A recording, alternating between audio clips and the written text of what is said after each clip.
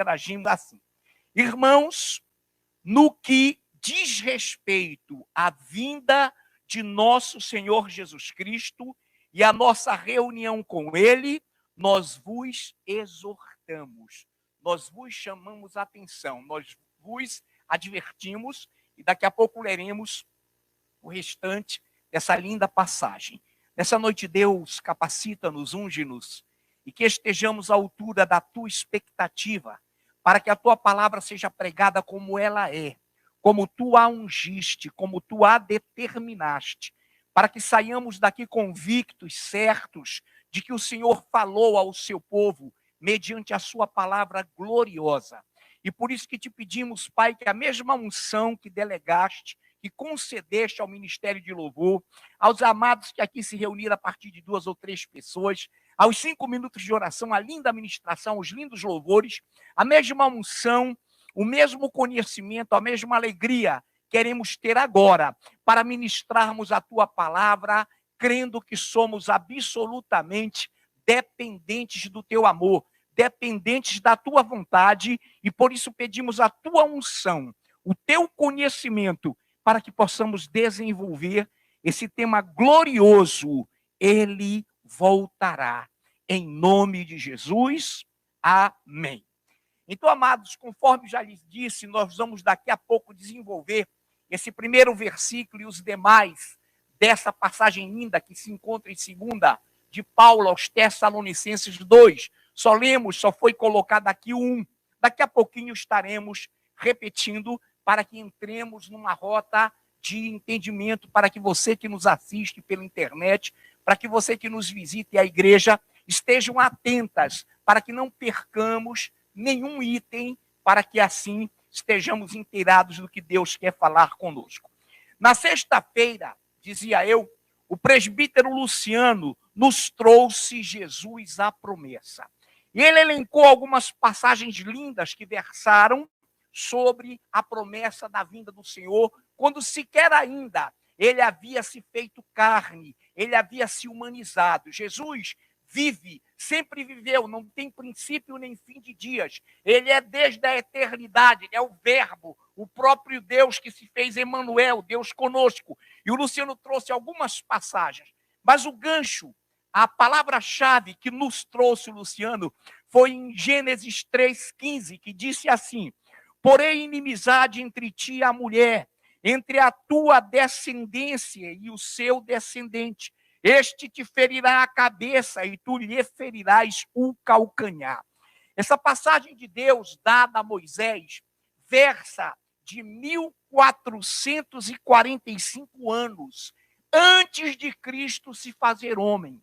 Antes do Messias vir como homem, Emanuel, Deus conosco, essa linda passagem já dizia, Deus profetizava de que viria e pisaria a cabeça da serpente, e pisaria a cabeça do inimigo da igreja, de Satanás.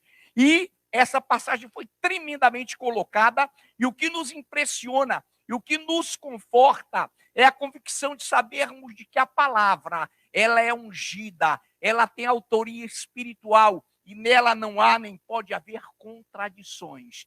1445 anos antes de Jesus se humanizar, o Senhor já dizia que o descendente da mulher, ele pisaria a cabeça da serpente. Que coisa linda. No sábado, o pastor Anaiuf pregou sobre, ele veio, a sua encarnação, a sua vinda.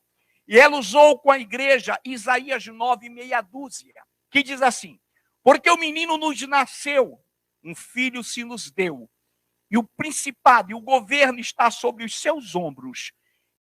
Será maravilhoso, conselheiro, Deus forte, Pai da eternidade, príncipe da paz. Pregamos, ela pregou e nós cantamos ainda há pouco. E essa palavra em Isaías 9, meia dúzia, porque o menino nos nasceu, um filho se nos deu, e o governo está sobre seus ombros, e o seu nome será maravilhoso, conselheiro, Deus forte, Pai da eternidade, príncipe da paz, foi escrito pelo profeta Isaías. Constou no rolo, porque eram rolos que depois se tornaram livros, em 700 anos antes de Cristo. 700 anos antes de Cristo se humanizar, se fazer homem, já estava dito pelo profeta, um filho, olha que coisa linda, porque o menino nos nasceu, olha o verbo, no passado, no coração de Deus, na eternidade, isso já era real.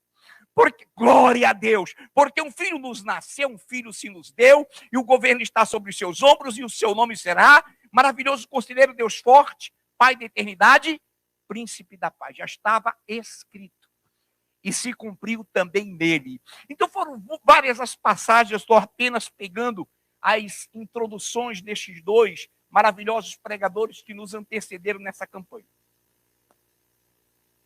Amados do Senhor, nessa noite então, nós começamos, depois dessa introdução, e eu trago agora à baila, eu trago agora à tona algo tremendo para entrarmos na palavra inicial, que se encontra, só faça ouvir, não se preocupe, a não ser que queira em localizar na sua Bíblia, no seu aplicativo, você também, internauta, fique à vontade. Mas na primeira de Paulo aos Coríntios 15, 23, está algo glorioso escrito. 1 aos Coríntios 15, 23. Cada um, porém, por sua própria ordem. Cristo, as primícias. Depois os que são de Cristo na sua vinda. O texto trata da ressurreição. O texto trata, nesse fragmento, nesse pedaço, no contexto anterior e no contexto posterior, da ressurreição de Cristo e do encontro de Cristo com a sua igreja. Ele foi as primícias. Ele foi quem primeiro venceu a morte. E posteriormente, obviamente, nós, os que esperamos em Cristo. Você, vamos juntos, eu e nós juntos entendermos já já. Então agora eu passo a ler na íntegra aquela passagem que se encontra em 2 de Paulo aos Tessalonicenses, capítulo 2, versículos de 1 a 2 somente. Depois nós damos continuidade. Irmãos, no que diz respeito à vinda de nosso Senhor Jesus Cristo e a nossa reunião com Ele, nós vos exortamos a que não demovais da vossa mente com facilidade, nem vos perturbeis, quer por espírito, quer por palavra, quer por epístola, como se procedesse de nós, supondo tenha chegado o dia do Senhor. Então, nesse momento, o apóstolo Paulo está fazendo algo, eu quero repetir, mas analiticamente para que possamos entender. Irmãos, vírgula, é um vocativo. Deus aqui, através do apóstolo Paulo, não estava falando com o mundo, estava falando com a igreja. O vocativo é irmãos. Então é para a comunidade, para aquele, e você que não faz parte, mas que crê nele, que o adora, que o quer. Irmãos, no que diz respeito à vinda de nosso Senhor Jesus Cristo e a nossa reunião com ele, nossa, olha esse pronome, nossa, irmãos igreja, nossa, a vinda é a nossa reunião com ele. O que é isso? Olha, o olhar de vocês é tremendo. Essa igreja visitante, internauta, fala com olhar. Ela economiza palavras. Então vamos lá. Irmãos, olha que coisa linda. No que diz respeito à vinda do nosso Senhor Jesus Cristo e à nossa reunião com Ele, arrebatamento. É uma vinda invisível. A primeira vinda do Senhor foi aquela e dentro da qual Ele se humanizou. A segunda vinda terá 2 momentos gloriosos. Primeiro, o encontro dele com a igreja. Por isso que no versículo anterior, de 1 aos Coríntios, nós lemos 15, 23. Primeiro Cristo, primícias, depois nós, os que cremos nele. Então, nesse momento, irmãos, no que diz respeito à vinda do nosso Senhor e a nossa reunião igreja com ele, nós vos exortamos. Nós chamamos a atenção da igreja, diz o Espírito Santo, através da vida do apóstolo Paulo. Nós vos admoestamos, nós vos exortamos a que não vos, olha que coisa linda, a que não vos demovais da vossa mente, não tire, não limpe da sua mente com facilidade, nem vos perturbeis, quer por espírito, quer por palavra, quer por epístola, como se procedesse de nós, supondo tenha chegado o dia do Senhor. Esse dia do Senhor, em todas as Bíblias, você pode ler qualquer Bíblia sagrada, ou católica, ou evangélica, todas são iguais. Você pode ler que está lá o dia do Senhor com D maiúsculo, é o dia do Senhor para a sua igreja. Será uma vinda que o mundo não verá. Sumirão pessoas, crianças, nós sabemos, nós vamos ver, e de repente o mundo ficará em polvorosa por um acontecimento inédito, avassalador, estonteante, alarmante, angustiante para a humanidade, porque sumirão pessoas, crianças de ventres, crianças de carrinhos, desastres aéreos, fluviais, terrestres ocorrerão por ocasião da vinda do Senhor para a sua igreja. Esse é o arrebatamento. Então eu continuo lendo nossa reunião com ele, nós vos exortamos a que não vos demovais da vossa mente com facilidade, nem por espírito os perturbeis, quer por espírito, palavra, epístola, supondo vindo de nós, supondo que o dia do Senhor dependa de nós, porque esse dia do Senhor, irmãos, está determinado pelo Espírito Santo de Deus, e assim como ele veio, como ele na cruz pisou a cabeça da serpente, analogicamente todo mundo entendeu, ele veio, ressuscitou dentre os mortos e ele voltará. Se ele veio para sofrer, se ele veio para a ignomínia, para a vergonha da cruz, será que ele não virá para ser glorificado? É óbvio, claro que sim. Mas, atenção agora. Não vamos tirar da nossa mente esse arrebatamento. Não vamos tirar da nossa mente jamais essa esperança viva. Não é uma esperança morta, é uma convicção que temos de que ele nos irá arrebatar. Amém? Muito bem. Então vamos lá, no verso 3. E aqui, 2 Tessalonicenses, eu li capítulo 2, 1 e 2, e agora o versículo 3. Ninguém de modo nenhum vos engane. Olha que coisa linda. Ninguém de modo nenhum vos engane. Porque isto, pronome. Isto o quê? Exatamente. Só no olhar, exatamente. O dia do Senhor para a sua igreja. Porque isto o quê? O dia do Senhor para reunir-se com a sua igreja. Porque isto o quê? O dia do arrebatamento não acontecerá, diz o versículo 3, sem que primeiro, olha a ordem, sem que primeiro venha a apostasia e seja revelado o homem da iniquidade, o filho da perdição. Queridos, atente bem para isso.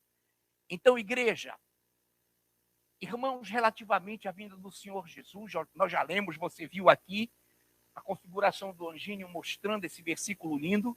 Nós vos exortamos de que não tireis, não demovais de vossa mente, não tire isso do coração por nada, porque o dia do Senhor vai acontecer.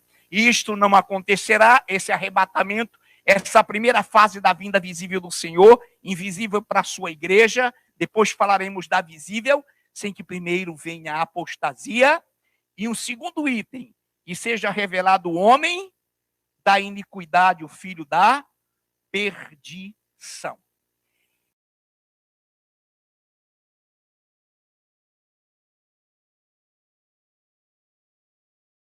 Tremenda, gloriosa, entre aspas, gloriosa, porque é bíblica, teria que cumprir-se e está se cumprindo. Então, essa apostasia é abandono da fé. É o momento em que o mundo está em polvorosa, em que os crimes crescem, a forma, nas suas derivações, e a humanidade caminha absolutamente contra Deus, contrária aos fundamentos, os princípios e os valores de Deus. Esse é o momento de apostasia. Mas dentro desse momento de apostasia, falta um item para que ocorra o arrebatamento. Por isso que Paulo tinha convicção de que não seria na época dele. Então ele fala, a reunião de Cristo com a igreja, o arrebatamento, primeiro vem a apostasia e seja revelado o filho da iniquidade, o filho da perdição. Então, nesta noite, deixa eu fazer uma retrospectiva rápida, de forma nenhuma cansativa, para que entendamos algo maravilhoso. No livro do profeta Daniel, no seu capítulo 2, houve um sonho do rei Nabucodonosor, que presidia, que reinava, que era o monarca que dirigia o Império Babilônico, que era um governo global, um governo centralizado e global à época. A configuração do mundo geográfico à época era pequena, essa configuração, porém, tremenda. Egito e outros inúmeros países existiam. Inúmeros é exagero, existia. Então ele teve um sonho incrível, e nós todos sabemos da história, só para que resumamos. E ele, então, disse assim diante dos caldeus, dos encantadores, dos magos que o assistiu em sua corte: olha, eu tive um sonho, só que desta vez eu não contarei esse sonho. Vocês vão me contar com o que eu sonhei. E os magos e os encantadores vivem eternamente, ó rei, mas fica tu sabendo que sobre a terra nenhum mortal te revelará com o que tu sonhaste. Agora, conta-nos o sonho e nós te daremos a interpretação. Nabucodonosor, já entendi. Eu conto e vocês criam uma interpretação. Não! Entendam, sintam Nabucodonosor irritado. Não. Vocês vão me contar o sonho e depois dizer-me a interpretação dele. De repente, ele começa a... que se não aparecesse um sábio, um encantador, um mago, um caldeu, revelasse com o que ele sonhara, ele executaria toda a turma. De repente, vai aquele oficial, vocês sabem da história, chamado Daniel, chega com o rei e diz: rei, há um homem que pode revelar o teu sonho. E foram chamar Daniel naquelas condições que vamos omitir por questão de tempo. Lá vem o Daniel. E o Nabucodonosor disse: olha, eu quero o sonho e a sua interpretação. Daniel, rei, nenhum homem sobre a face da terra tem esse poder, mas eu creio num Deus vivo, criador dos céus e da terra, que sabe e vai te dizer com o que tu sonhaste. Ó rei! E o rei tremeu nas bases. Irmão, se tivesse um banheiro, mas não tinha na hora, ele estava apagueado. Que é? Rei, tu estavas sem sono. E na tua inquietação, insone, tu perguntavas: Deus Altíssimo, como será daqui a anos? Como será o fim? Quando passar o meu governo, quando passar o meu reino babilônico, como será o tempo do fim? Até que tu dormistes e tu sonhastes, ó rei, com uma imensa, extraordinária e linda estátua, gigantesca, cuja cabeça era de ouro. O peito e os braços de prata. O ventre e os quadris, as pernas de ferro, os pés mistura de barro e ferro, e os artérios e os dedos, tanto quanto os pés, de barro e ferro. E aí ele discerniu para o rei o sonho, e o rei disse: somente o Deus vivo, somente o Deus dos deuses poderia revelar isso. E nomeou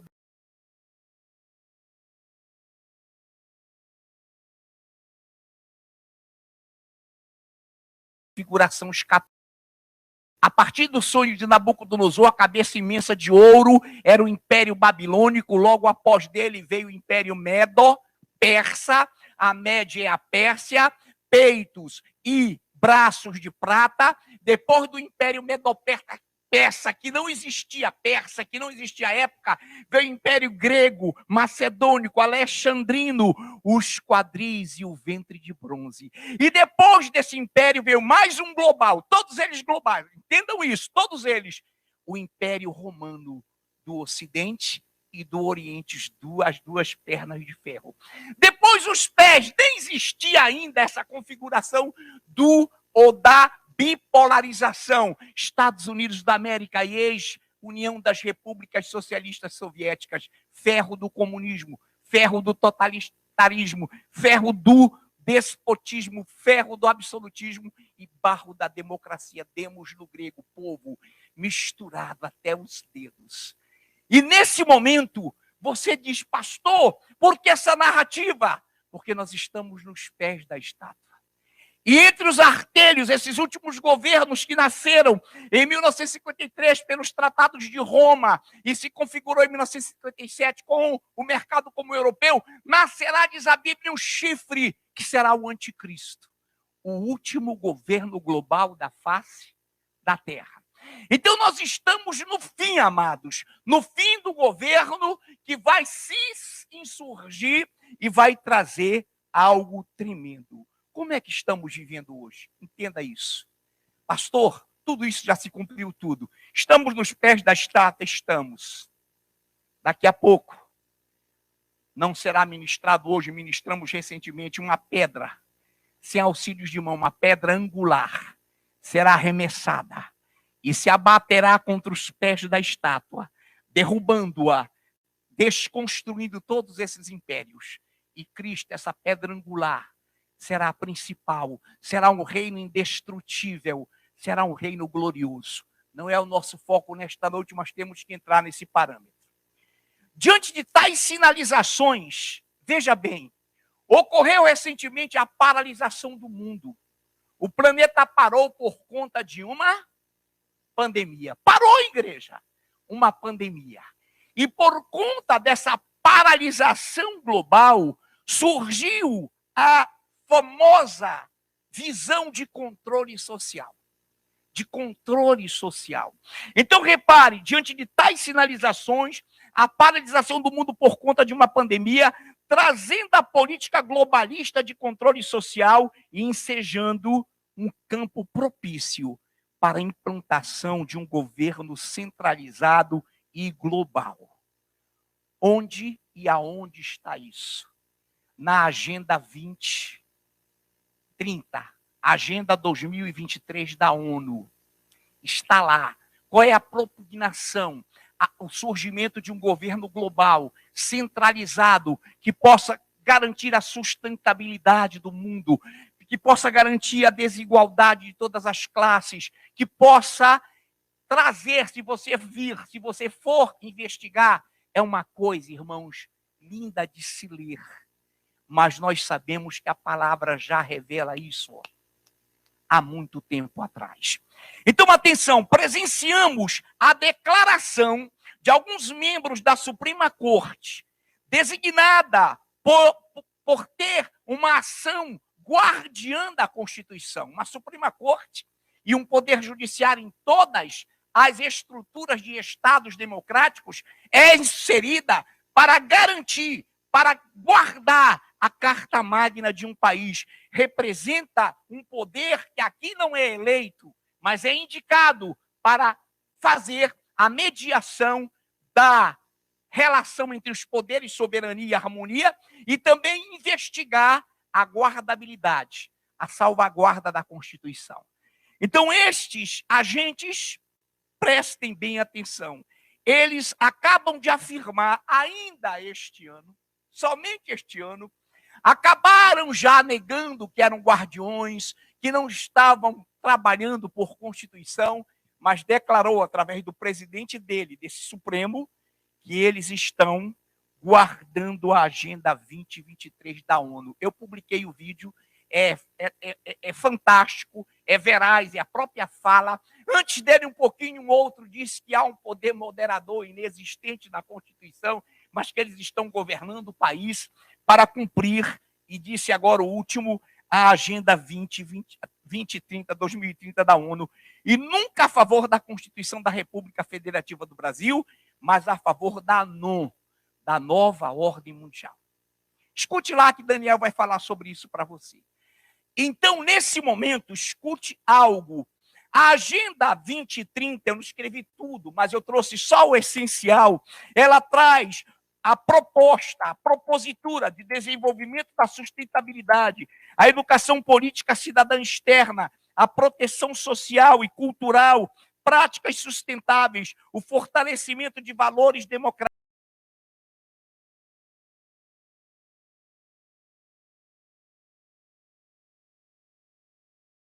ousadas e transformadoras.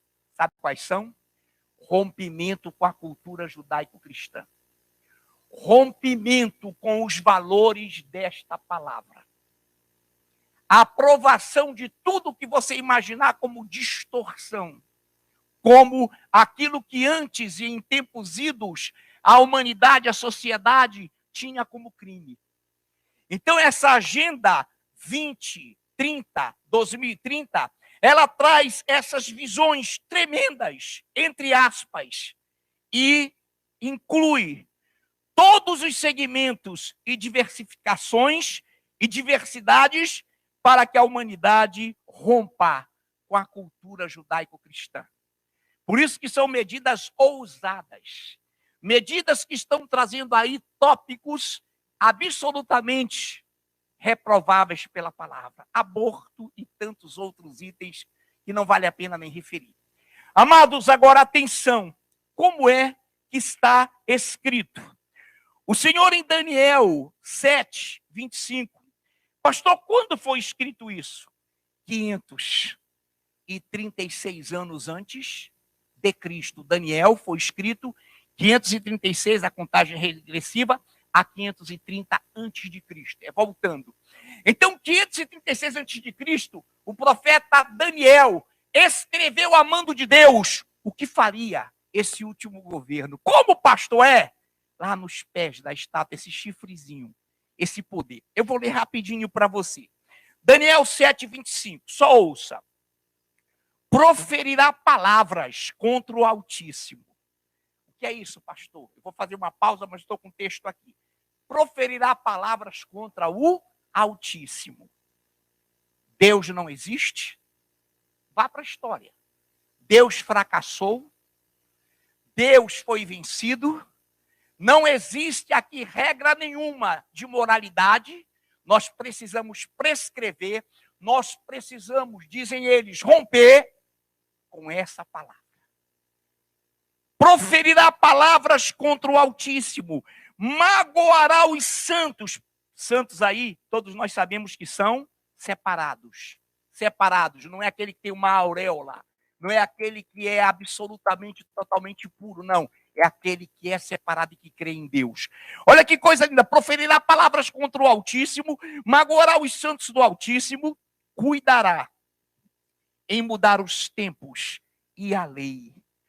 Cuidará em mudar os tempos e a lei. A lei é a palavra, tá? A lei maior. A lei que nunca sofreu uma emenda. A lei que nunca sofreu uma medida provisória. A lei que é eterna, que é absolutamente insubstituível. Ele cuidará em mudar os tempos, as épocas e a lei. Hoje, irmãos, se tem como normal. Se tornou normal todo tipo de anormalidade. Se tornou, entre aspas, normal tudo aquilo que nós sabemos que é distorção. E os santos, diz a palavra, e serão entregues nas mãos por um tempo, 2 tempos e metade de um tempo, refere-se à grande tribulação, quando a igreja vai ser retirada e os judeus, o Estado judaico, serão, na grande tribulação, massacrados. É quando eles vão confessar o Senhor Jesus. É quando eles dirão na vinda visível, depois do arrebatamento, bendito que vem em nome do Senhor. Então, o que falta para na primeira vinda, que é arrebatamento? Na segunda vinda, destacam-se 2 pontos. O arrebatamento, que é a vinda invisível, mas nós o veremos. Amém? E nós vamos já ler sobre isso.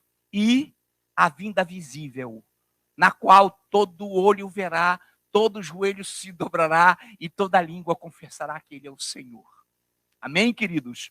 E esse chifrezinho, esse anticristo, que está para reinar, falta pouquinho, falta o Brasil, irmãos. Estados Unidos foi varrido, a maior parte dos países foram varridos, e tem aí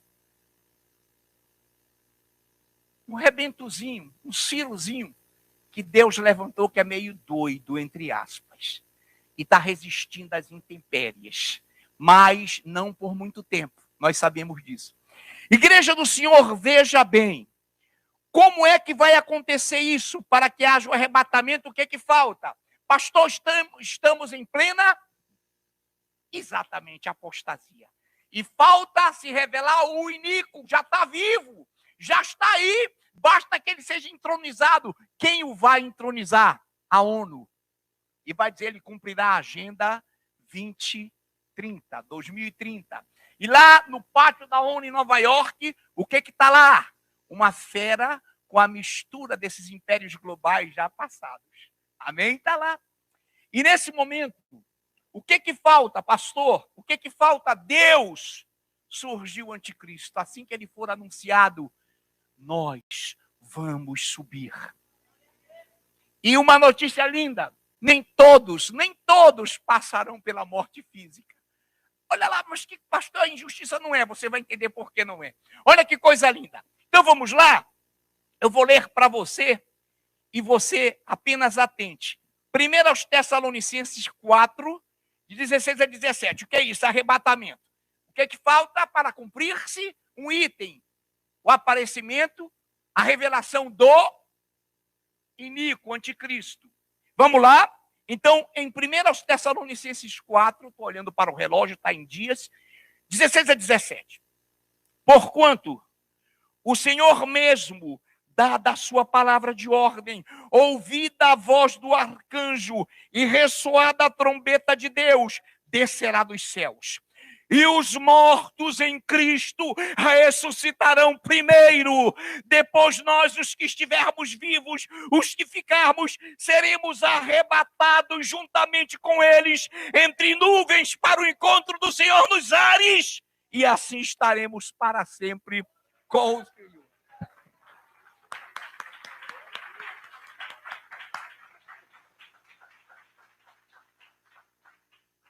Só Ele é digno dos aplausos do seu povo. Só Ele é digno de toda a honra e toda a glória. Irmãos, Ele vai ressuscitar primeiro os mortos em todas as épocas, de todas as gerações. Pastor, em Cristo Ele é eterno, Ele não tem princípio nem fim de dias, Ele apenas se fez homem, Emanuel, mas Ele salvou Abraão, Isaac, Jacó, todos foram salvos por Ele. Irmãos, nessa noite, os mortos em Cristo ressuscitarão de todas as épocas. Primeiro por quê? Todo mundo lembre, o olhar de vocês é de convicção, porque os seus espíritos já estão com Deus. Ao ladrão da cruz arrependido, hoje mesmo tu estarás comigo no paraíso. Paulo disse para mim, o viver é Cristo, morrer é lucro, porque se morrer, estarei imediatamente com Ele. Por isso eles têm a prioridade de ressuscitarem primeiro. O corpo, seu espírito já está a sua alma com Deus. Então ele vai nos arrebatar. Aí em 1 Coríntios 15, 51 a 52, diz também isso, mas numa palavra gloriosa, entenda. Eis que vos digo um mistério, nem todos dormiremos. O que é isso? Nem todos morreremos, mas transformados seremos todos, num abrir e fechar de olhos, ao ressoar da última trombeta. A trombeta soará e os mortos ressuscitarão incorruptíveis e nós seremos transformados. Digamos que o anticristo tivesse sido anunciado ontem, anteontem, há 30 dias atrás, e nós aqui estivéssemos agora, cada culto será uma vibração, de repente, Bíblias, roupas, e nós subindo e mortos, ressuscitando, e indo para o espaço. Alguém diria, pastor, se o senhor chegar, se você chegar nesse momento, como eu torço, irmão, se eu morrer antes, tudo bem que eu vou para a glória, mas eu prefiro ser arrebatado com vocês. Tu já pensaste, meu irmão, minha irmã, aí alguém vai dizer, algum visitante que eu não torço, que nenhum visitante fique em nome de Jesus. Eu creio que todo visitante vai, em nome de Jesus. Mas vai dizer, poxa, aquele pastor Afrânio, rapaz, não passou pela morte, o cara sumiu na frente de todo mundo. E nós seremos transformados. E subiremos, olha lá, juntamente com eles, quem? Os mortos em Cristo, que ressuscitaram primeiro. E estaremos para o Senhor. Agora repare, eu quero tirar rapidamente aqui um proveito para que você entenda. Aqui a Bíblia diz assim, porquanto o Senhor mesmo, dada a sua palavra de ordem, ouvido a voz do arcanjo, ressoada a trombeta de Deus, descerá dos céus, os mortos em Cristo ressuscitarão primeiro, depois nós, os vivos, os que ficarmos, seremos arrebatados juntamente com ele, entre nuvens, nos ares. Essas nuvens aí, elas não são, e no texto, não são nuvens atmosféricas. São nuvens. Por exemplo, alguém já viu uma nuvem de gafanhoto? Eu vi também em filme, pessoalmente não, mas alguns viram mesmo pessoalmente, tenho convicção. Então, a Bíblia diz que são nuvens de anjos, nuvens de arcanjos, nuvens de querubins, serafins, criaturas aladas. Onde é e como é que nós entendemos isso, pastor? João, Evangelho 1, de 50 a 51, Jesus falou para Natanael, ao que lhe respondeu: por que te disse que te vi debaixo da figueira, creste? E acrescentou: eu te digo, eu porém vos digo, os discípulos estavam juntos, vereis o céu aberto e os anjos de Deus subindo e descendo sobre o Filho do Homem. São nuvens de anjos, queridos.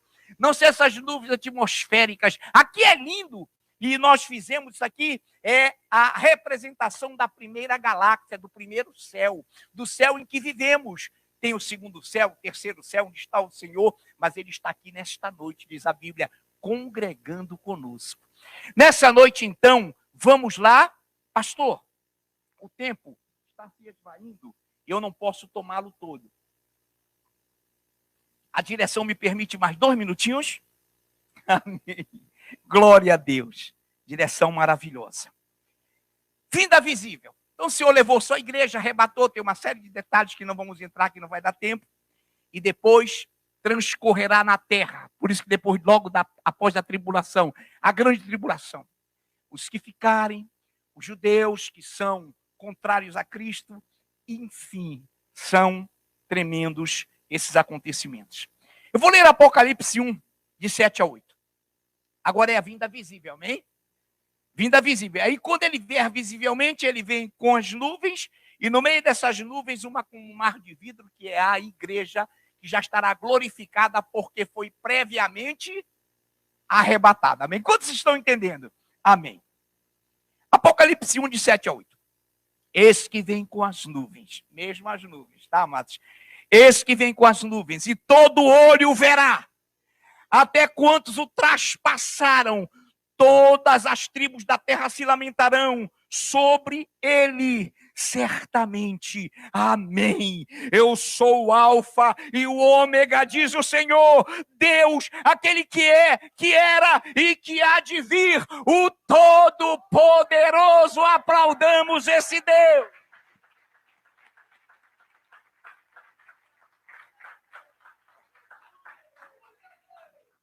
E para concluirmos a mesma visão, o mesmo panorama, Mateus 24, de 29 a 30.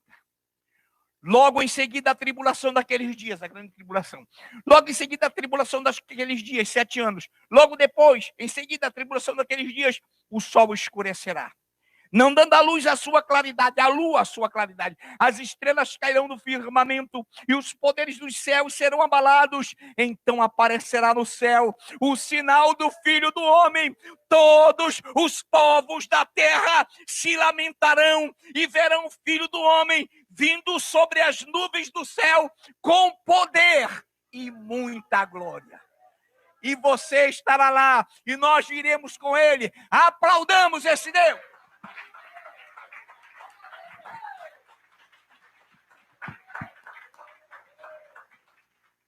Pai, enquanto oramos, enquanto magnificamos o teu nome, o ministério de louvor vai subir agora, os cantores, os vocalistas, os instrumentistas, essa maravilhosa equipe de louvor vai subir para te louvar, para te adorarmos, e que agora, Pai, possamos nos extasiar, possamos nos alegrar. Nós temos uma alegria imorredoura, nós temos uma alegria eterna. E agora, Pai Santo, ajuda-nos, sustenta-nos, para que possamos te louvar. E agora, Pai, chamamos a tua amada pastora, Nayuf, que vai dar prosseguimento, juntamente com o ministério de louvor. Glória a Deus, possamos ficar de pé. momento. Irmão, nós somos peregrinos aqui. Estamos só de passagem. Isso vale para toda a humanidade. Ninguém veio para ficar. Todos nós estamos de passagem nesse mundo. Vivamos, tomamos o melhor dessa terra, mas saibamos que nós temos um lugar especial, como foi pregado aqui, onde Jesus veio nos buscar. Ele virá nos buscar. Só temos que ter essa convicção no nosso coração. Saber que Ele é o Deus da nossa salvação. Não há outro nome.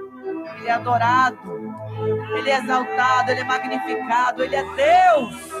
Ele é Senhor absoluto das nossas vidas. Como você fechando os seus olhos e viver, e ficar, e falar com Deus nesse momento, porque o pastor Afrânio falou, Ele já está aqui. Ele passeia no meio dos louvores do seu povo e Ele perscruta o nosso coração. Fale com Deus, o adore em espírito e em verdade, porque Ele é o Senhor. Glória a Deus amado, em nome de Jesus, te amamos. És adorado entre nós,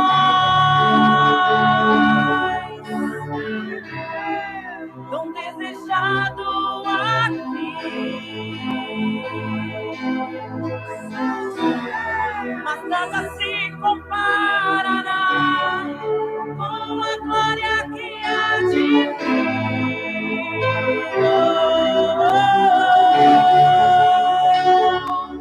Eu não vou daqui, pra casa voltarei. Ele vem me buscar e com Ele eu irei. Eu não sou daqui, pra casa voltarei. Ele vem me buscar e com Ele eu irei. Diga isso. Yeshua,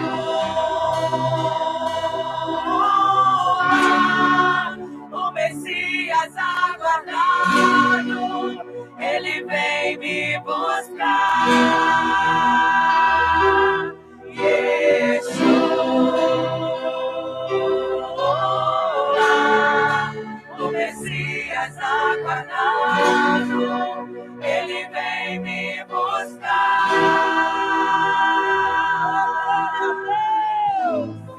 Somente creia, amado Senhor. Ele vem, Ele vem. Ele é o Senhor. Declare essa adoração, Senhor. És adorado entre nós. Tão desejado aqui. Mas nada se comparará com a glória que há de vir.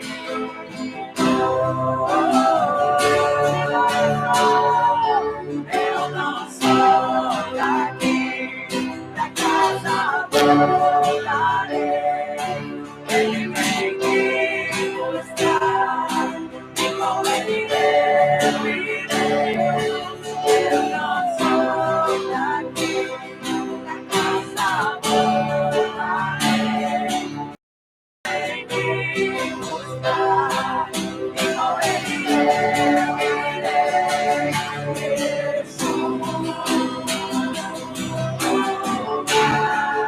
O Messias aguardado, Ele vem me buscar.